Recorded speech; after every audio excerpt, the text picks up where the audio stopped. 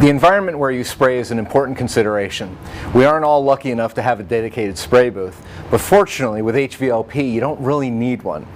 It's nice to have a little bit of ventilation and a fan moving the air, but otherwise you really don't need a whole lot as far as a spray booth goes. I know a lot of guys will set up a little plastic type tent out of visqueen or that kind of material, and it does just fine. It's really all you need. It's just a little clean area where you can spray without kicking up dust. And that's another thing I want to mention. It's important to clean your shop before you spray. Actually, for me, the reason to clean the shop is the day you're going to spray. Otherwise, I don't clean my shop.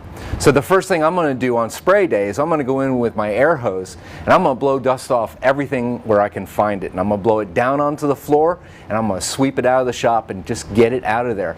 The less dust you have in your shop on spray day, the better your finish is going to come out. I guarantee it. Now you also want to make sure that you have all of the tools that you need at your disposal to do a good job. So we've got our Earlex SprayStation HV5500. We've got our thinners, our flow additives, our water, our mineral spirits, our denatured alcohol. I've got our paint and finishes, depending on the project you're going to do. You want to make sure you have some clean rags for cleaning up. Another thing to do is to wear gloves when you're mixing paints and cleaning up.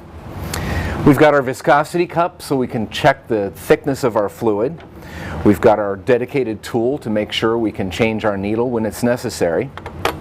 I've got a key for taking the cap off the paint cans, a hammer in case we need it.